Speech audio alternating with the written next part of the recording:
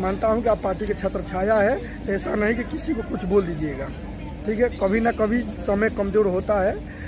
हमेशा बीजेपी की सरकार नहीं रहेगी। मनीष कश्यप जी एक बार सुधर जाइएगा।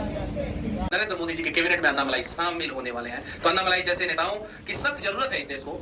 अगर आप बीजेपी का समर्थक है, समर्थन कर रहे हैं, तो आप एकदम पक्का देशभक्ति है। अगर आप किसी और पार्टी के समर्थन कर रहे हैं, तो आप देशद्रोही हैं, आप खालिस्तानी का सपोर्टर हैं या आतंकवाद का सपोर्टर हैं। पहले वीडियो देखिए। 24 का लोकसभा ने अनेकों रंग दिखाया, कहीं आतंकवादी जीत गए तो कहीं खालिस्तानी समर्थक जीत गए। सब चीज़ को छोड़िए, बात यह है कि मनीष कश्यप का जो वीडियो है उसमें जब वो जेल गए थे ना, उनके जब देशद्रोही की धारा NS से लगा था, उस समय जिस नेता का नाम ले रहे हैं उन्होंने उनके भाई से मिले थे, वहाँ पे कुछ उनका सपोर्ट रहा। इसके वजह से उन्होंने एक ट्वीट के माध्यम से या वीडियो के माध्यम से अपना सफाई।